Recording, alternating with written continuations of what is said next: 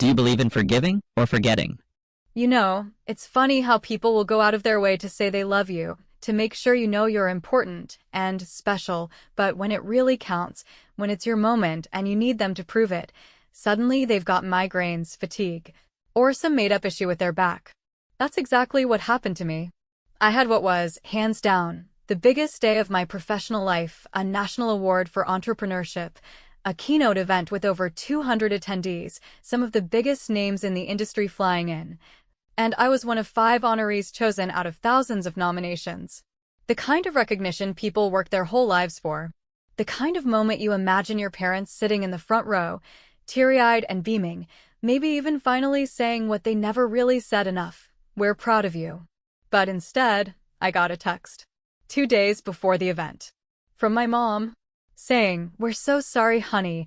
We're just exhausted from the last trip. We'll be thinking of you and watching the live stream." And here's the thing, at first, I didn't even react. I mean, I was disappointed, sure, but it wasn't new. My parents missing important days in my life wasn't some shocking betrayal. It was the usual quiet sting I'd learned to cover up. I'd spent years being the understanding daughter. The one who didn't make a fuss. The one who told herself, it's not that big of a deal, while still hoping they'd surprise me at the last second and show up anyway. I let it go. I smiled, replied no worries, rest up, and moved on. Or at least I tried to. That was until the morning of the event. I was sipping coffee, going over my speech, trying to calm my nerves, when my best friend Sasha, who flew in from Denver just to be there, slid her phone across the table and said, "You're not gonna like this." I looked down and saw the screen open to my mom's Instagram story. Not a post, not something vague, an actual boomerang. From a fancy brunch place. With champagne glasses clinking and Jake, my little brother, in the center of it all with his stupid oversized sunglasses and smug face, doing that thing he does where he makes every room feel like it revolves around him. My dad was in the background, laughing, lifting a mimosa. My mom captioned it, "Family time with our favorite guy." I just stared at it. I didn't even blink. For a full 10 seconds, I thought maybe I'd misunderstood. Maybe this was old footage. Maybe they reposted something. Maybe, and then I saw the date stamp. It was live. It was this morning. The same day they were too tired to fly to my event. The same people who claimed they were worn out and needed to take care of their health were now 3 hours away at a rooftop brunch, smiling ear to ear, celebrating absolutely nothing except Jake's presence. You know what's wild? It wasn't even anger I felt first. It was shame. I actually felt embarrassed for expecting more. That's how deep it goes when your family trains you to be the afterthought. I felt like a fool. Here I was, rehearsing this speech, planning this night for months, booking a table for them, even ordering a floral arrangement with reserved for mom and dad printed on the card, and they were sipping mimosas like it was just another Sunday. I didn't cry. I didn't scream. I just sat there and realized, very quietly, that I'd been begging for scraps of attention for decades, and they weren't even hiding it anymore. They didn't come because they didn't want to. And they didn't care how it would make me feel, because in their minds, I'd already filled my role, the capable one, the dependable one, the one who didn't need hand-holding or confetti. I didn't text them. I didn't like the story. I didn't block anyone. I just nodded slowly, slid Sasha's phone back across the table, and said, "Cool." But inside me, something shifted. Something sharp clicked into place. It wasn't a breakdown, it was more like a decision. A quiet, steel-cold promise to myself. If they weren't going to show up for me, I was going to show up for myself, and I was going to do it loudly enough that even the people eating avocado toast 3 hours away would hear it. I went to the venue. I smiled for photos. I shook hands. But all day, I was writing. In my head, I was rewriting my speech. I had a version, the polished, polite one. The version that thanked everyone, that kept the peace, that didn't rock the boat. The one they'd expect from me. But in my mind, another version started forming. One that wasn't angry, not exactly. But real. Honest. Just honest enough to make the room go silent. And that version ended with a line that I repeated to myself all night, like a quiet little mantra. To the ones who were too tired to show up for me, thanks. because I'm not tired of winning. And the best part? I meant every word. Now let me ask you something. Have you ever had a moment where you saw the truth, not the version your family tells, not the version you pretend to believe, but the actual truth? And once you saw it, did you ever decide, right then and there, that you were done pretending? Let me know, because I can't be the only one who's finally snapped. And I promise you, what happened next, they didn't see it coming. The thing about families like mine, the ones that pretend everything's fine while quietly rewriting the rules behind your back, is that the damage they cause doesn't come from shouting matches or dramatic blowouts, but from the slow, consistent dismissal of your reality until you start questioning whether anything you feel is even valid. I don't come from some openly toxic household where people throw plates or curse each other out at the dinner table. No, my family operates in subtle tones, in carefully crafted silence, in guilt served on warm plates, and in the kind of favoritism that doesn't get talked about because it's always disguised as "he just needed more support," or "you've always been so independent, Lisa." Growing up, I was the oldest of three, and I guess it didn't take long for me to fall into the role of the reliable one, not because I wanted to, but because it became clear early on that if I didn't hold things together, no one would. I was the kid who made my own dentist appointments in high school, who remembered to sign permission slips, who could be trusted to stay home with Jake when our parents wanted a night out. And even though I never said it out loud, a part of me thought that if I just kept being good, kept being useful, then one day I'd be seen, really seen, not as the one who didn't need anything, but as the one who deserved something too. But that day never really came. Jake, on the other hand, could sneeze in public and our mom would post about how proud she was of his bravery. He was the golden child in the most classic sense, the one with endless second chances, the one who just needed time to figure things out, the one whose mistakes were always softened by some external factor. If he dropped out of college, it was because the program wasn't the right fit. If he forgot our mom's birthday, it was because he was under a lot of pressure. Meanwhile, if I didn't return a call within an hour, I'd get passive-aggressive texts like, "I hope everything's okay, it's just been a while." The double standard wasn't even hidden. It was baked into the way our family functioned. And whenever I brought it up, which wasn't often, because I knew how that would go, I'd get a chorus of deflections. "That's not fair, Lisa," or "Jake has a different kind of personality," or my personal favorite, "You've always been so strong. We didn't think you needed the same kind of support." Melanie, our middle sibling, somehow managed to float between us without really getting dragged into the mess. She was the one who never picked a side, not because she didn't see what was happening, but because she didn't want the discomfort of confronting it. She'd send me texts like, "I get why you feel that way," or "I'm sorry that happened," and then immediately follow it up with, "But you know how mom is," or "Let's not turn this into something bigger." That was her thing, peacekeeping through avoidance, a lifetime of shrugging and changing the subject. And I guess I let her do that because I was too tired to fight about it all the time. That's the thing people don't understand. Being the strong one doesn't mean you're not breaking down inside. It just means you've accepted that no one's going to pick up the pieces for you. So when I saw that brunch post, the one with Jake front and center and my parents grinning like they'd never missed a beat, I wasn't just seeing a moment of inconsideration. I was seeing the truth, unfiltered and unbothered. They weren't sick. They weren't tired. They were just uninterested in making space for me. And the part that really stung wasn't the absence, it was the ease with which they skipped my event like it was no big deal. Like my achievement was something that could be casually skimmed over in a group text later. Like their presence didn't matter. And maybe it didn't to them. But it mattered to me. It always had. I didn't confront them right away, though. I didn't call them out or throw a fit or even mention the story to anyone outside my closest circle. Not because I was trying to be the bigger person, honestly. I was done with that, but because I wanted to see how long it would take for them to realize what they'd done. Spoiler, they never did. They didn't apologize. They didn't even bring it up. My mom sent me a photo of some cheese board Jake had curated with a caption that said, "He's so creative, just like you," as if that would somehow patch over the hole she'd just torn open in me. My dad didn't say a word. Jake sent a thumbs up on my award announcement post and added, "Proud of you, sis," like he hadn't just stolen the spotlight with a bloody croissant and a phone camera. It was infuriating, but also clarifying. For the first time, I wasn't confused. I wasn't second-guessing.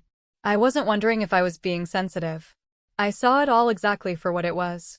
And it made me furious.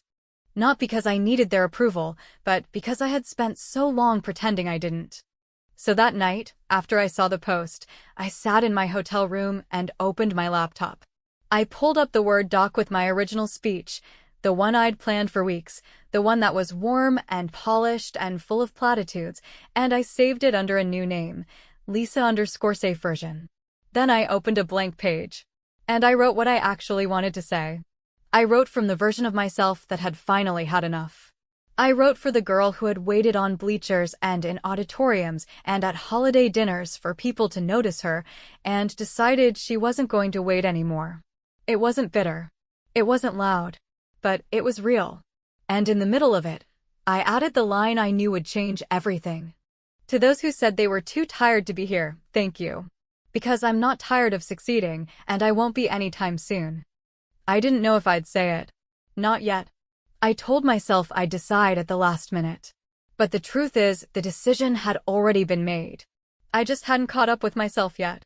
By the time the night of the award ceremony actually arrived, I wasn't nervous in the way I expected to be. I wasn't pacing backstage or trying to memorize every line of my speech.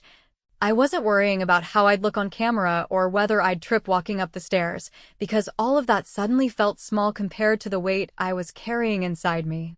What had started as a celebration of everything I'd built, all the years of sacrifice, all the late nights, all the sorry I can't, I have to work weekends, had quietly morphed into something else, something heavier.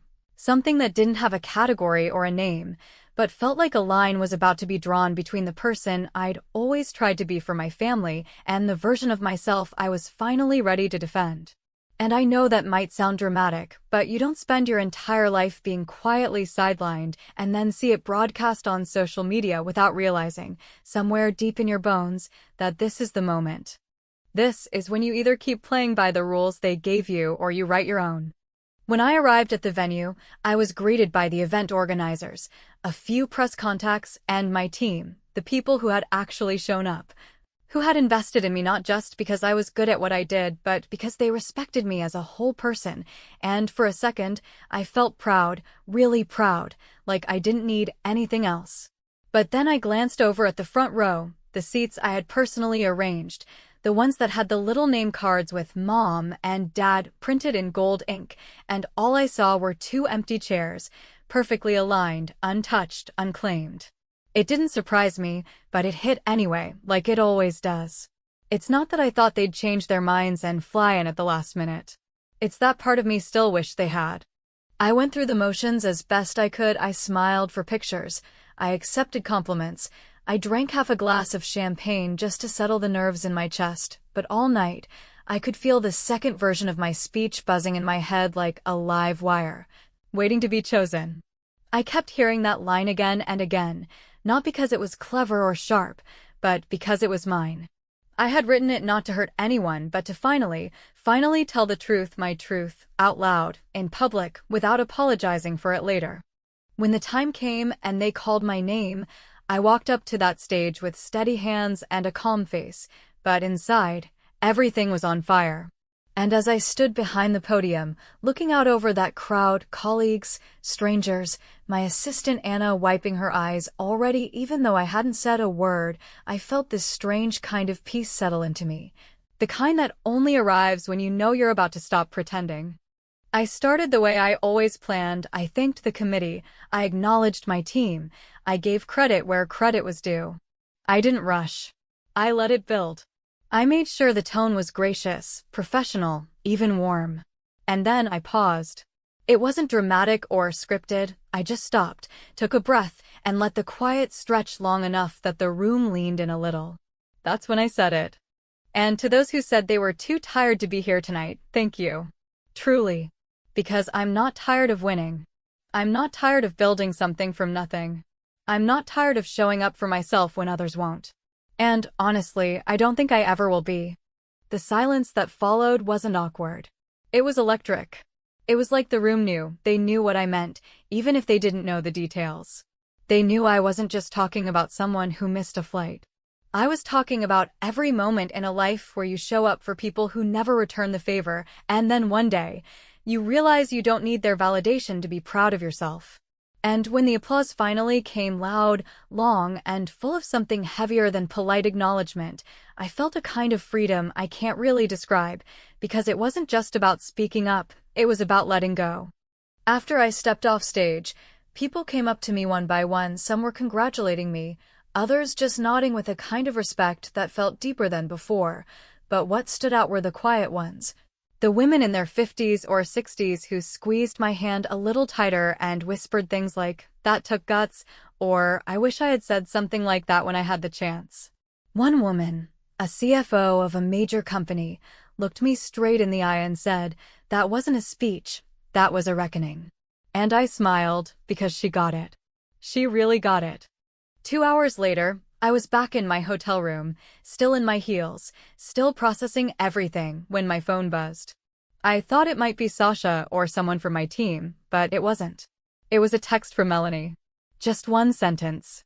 Dad just threw his phone across the room. That was it. No context. No commentary. And I swear to you, I read that message and felt absolutely nothing except a calm I hadn't known in years. Because finally, something I said had hit where it hurt. Not because I wanted to be cruel. Not because I needed revenge in the usual sense. But because for once in my life, I was the one holding the mirror.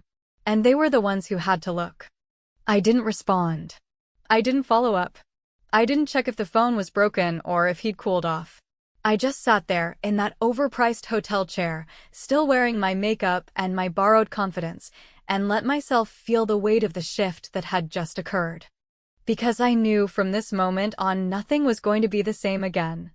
The thing about finally saying something, truly saying it out loud, in public, with no qualifiers or softening at the edges, is that the silence that follows can be deafening, not because you regret what you said, but because you suddenly realize how many people were relying on your silence to keep their comfort intact.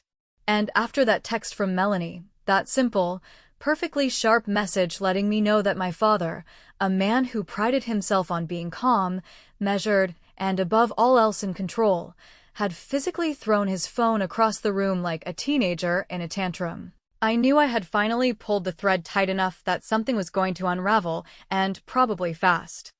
I didn't reply to Melanie's message, not right away, not even within the hour, because for once I wanted to let the discomfort sit where it belonged, with them.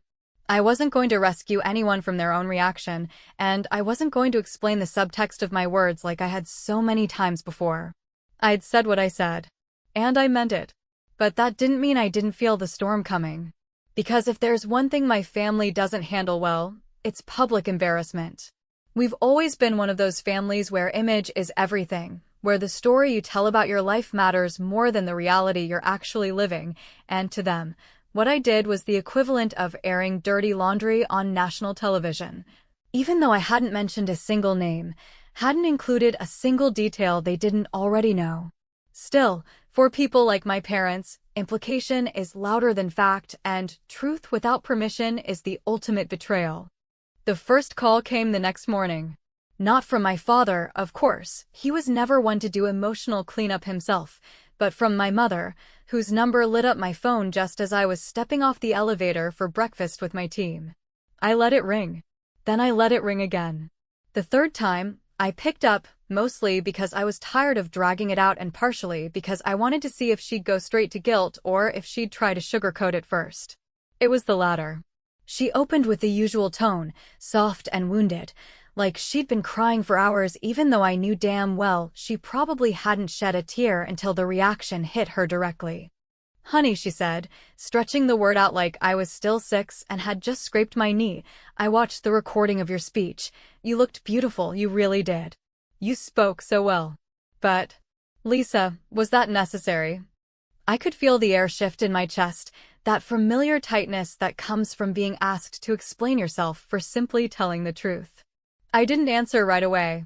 I let her sit in the pause, and then I said calmly, because I knew that would sting more, "Yes. It was. She sighed, and I could already hear the pivot starting, the move from gentle concern to injured outrage. We've always supported you, even if it wasn't in the way you wanted, she said, and I nearly laughed out loud at the phrasing. In the way I wanted? As if I'd been asking for fireworks and champagne instead of their physical presence on the most important day of my professional life. As if my expectations were somehow extravagant. You were at brunch, I said flatly. With Jake. You weren't tired. You just didn't want to come. And, just like that, the mask slipped. The defensiveness kicked in. It wasn't like that, Lisa. We had plans with your brother that were made weeks ago. He invited us for a special brunch, and we didn't think you'd mind, since you were already surrounded by your colleagues and friends. We thought you'd understand. That word, understand, made my skin crawl. It was always the word they pulled out when they wanted me to silence my own feelings for the sake of their convenience. I had understood when they didn't come to my college graduation because of a scheduling conflict with Jake's baseball tournament. I had understood when they skipped my housewarming party to attend his girlfriend's engagement dinner, even though they barely knew her. I had understood for so long that I had started believing maybe I was unreasonable for wanting basic recognition. Well, I said quietly, I don't understand anymore. She didn't like that. She huffed, muttered something about me being ungrateful, and said, "You really embarrassed your father, Lisa. He's hurt. We're both hurt. You made us look like terrible parents in front of your entire industry." I didn't argue. I didn't scream. I just said, if it wasn't true, it wouldn't have landed like it did. And then I hung up. I didn't slam the phone or throw it across the room like my father had, but I did let my hand shake for a few seconds afterward, not because I was afraid of what would come next, but because standing your ground with the people who raised you to be quiet is a special kind of emotional earthquake, and no matter how justified you are, it still leaves you rattled. In the days that followed, the group chat went quiet for a while, which was strange in itself because usually, after any sort of tension, my family would try to smother it with small talk, links to articles, updates on who got a new car or a promotion. Little bits of meaningless chatter designed to reset the mood. But not this time. This time, there was a silence that actually felt honest. Until Jake finally broke it with a message that managed to be both performative and dismissive at the same time. "Hey, congrats on the award. You still could have kept it classy, though." It was like he'd pulled the words straight from a handbook titled How to Make Someone Feel Guilty Without Taking Responsibility. I stared at that message for longer than I should have, wondering whether he genuinely believed what he was saying or if he was just echoing what he thought our parents needed to hear. Either way, I replied with exactly what I knew would land like a punch to the ribs, not loud, not rude, just sharp enough to leave a bruise. Classy doesn't get attention in this family. Brunch does. He left it on read. And that was fine by me.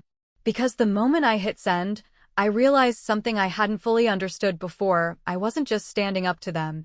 I was finally stepping out of the narrative they'd written for me, the one where I was the dependable daughter, the emotionally stable one, the one who never needed anything but always gave everything. That story was over. And from here on out, the plot belonged to me. There's something no one really prepares you for when you finally stop trying to win over the people who never bothered to meet you halfway, when you stop reaching for the same hand that keeps pulling away, when you let the silence stretch long enough to hear your own voice for once instead of constantly reacting to theirs, and that something is the calm. Not peace, necessarily, because there's still grief in realizing your parents may never be the people you hoped they'd become, but a calm certainty that the game is over, the script is burned, and you are no longer obligated to keep pretending that their love, their version of it, has ever been enough for you. In the weeks that followed the speech, the fallout came in quiet waves, not in one dramatic confrontation, not in any kind of resolution, but in half-hearted texts, second-hand updates through Melanie. And the kind of vague Facebook posts my mother has always loved, the ones where she writes about learning hard lessons from those we love most, and how hurtful words can live longer than we expect, with some generic photo of a flower or a candle, as if pain can be managed by likes and emojis. She never mentioned me by name, of course, but I didn't need her to.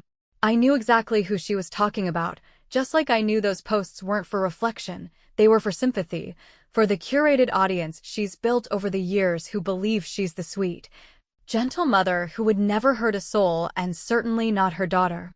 Melanie, as always, tried to float above it all. She reached out a few days after the phone incident and asked if I wanted to grab coffee, not in an aggressive way, but with that hesitant tone she always uses when she knows she's about to wade into emotional territory she'd rather avoid. I agreed, mostly out of curiosity, because I wanted to see if she'd finally take a side or if she was going to try and paste it all back together with her usual, everyone's feelings are valid diplomacy. We met at some neutral cafe she picked, one of those places with minimalist decor and overpriced herbal teas, and from the second we sat down, I could see the strain on her face, the tightness around her eyes. The way she kept fidgeting with her sleeve like she was preparing for a conversation she wasn't sure she knew how to have. "I'm not here to guilt you," she said, which is exactly what someone says when they're about to guilt you, but I let her speak anyway, let her explain how our parents were still hurt, how they didn't know how to reach out without making things worse, how Jake felt like I'd thrown him under the bus just to make a point, and how maybe, just maybe, if we could all sit down and talk about it, things could go back to normal. And that's when I realized, clear as day, no hesitation, that I didn't want things to go back to normal, because normal was a version of life where I was always the one adjusting, always the one compromising, always the one managing their egos just to keep the peace. Normal meant shrinking myself so they wouldn't feel guilty about their own absence. Normal meant smiling through every missed birthday, every forgotten milestone, every time they chose someone else and expected me to understand. So I looked at Melanie, and I said it plainly, without heat, without bitterness, just truth. They can reach out when they're ready to apologize without making it about how I hurt their feelings. I don't need them to grovel. I don't need some grand gesture. I just need them to acknowledge that they weren't there, not because they couldn't be, but because they didn't care enough to try. And if they can't do that, I don't have room for them in my life right now. She nodded slowly, her mouth pressed into a thin line, and for once, she didn't argue. She didn't try to soften it. She just said, "Okay," and sipped her tea, and for the first time in years, I felt like she was actually listening instead of just trying to fix it. After that, things didn't explode. They just stayed quiet. There were no invitations to Sunday dinners, no calls to check in, no half-baked attempts at reconciliation. It was like the family group chat went into hibernation, and honestly, I didn't miss it. I was busy, busier than ever, actually. That speech had gone viral in a way I hadn't expected, not because I'd named names or thrown anyone under the bus, but because it touched a nerve.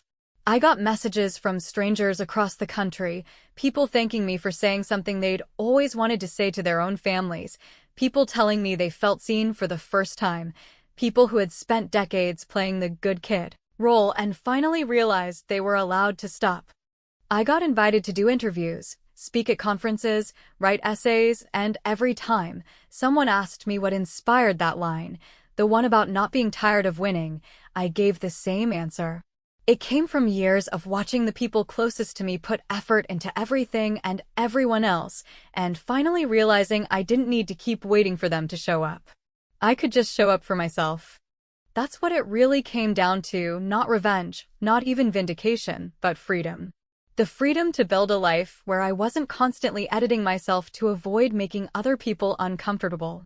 The freedom to accept that some relationships, even the ones we're born into, don't deserve a permanent seat at the table just because they've always had one.